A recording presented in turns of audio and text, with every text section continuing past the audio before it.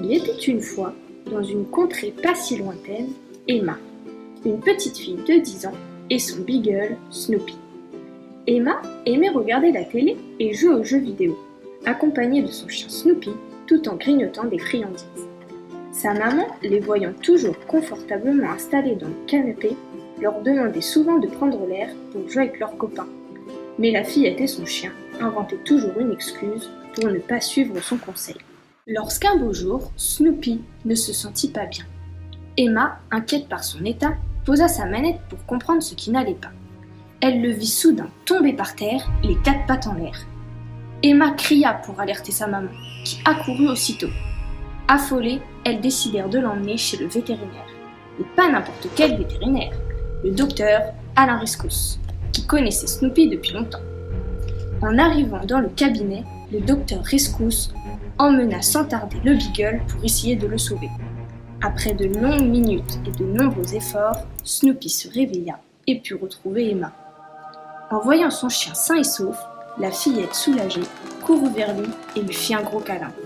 Puis, elle demanda : « Monsieur le docteur, Snoopy est-il sauvé ?»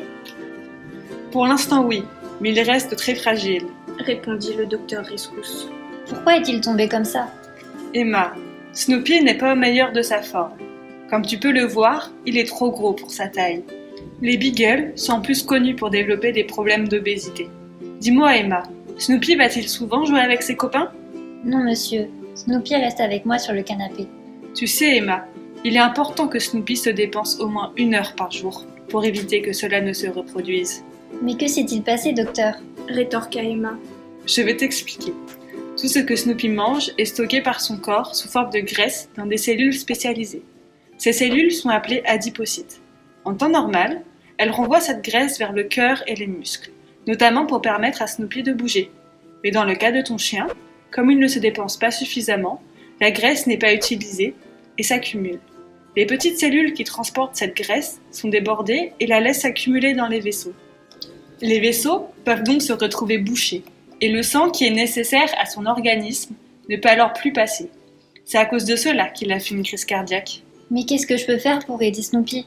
demanda la petite fille terrorisée. Il faudrait que Snoopy sorte jouer tous les jours pour se dépenser et ainsi utiliser sa graisse.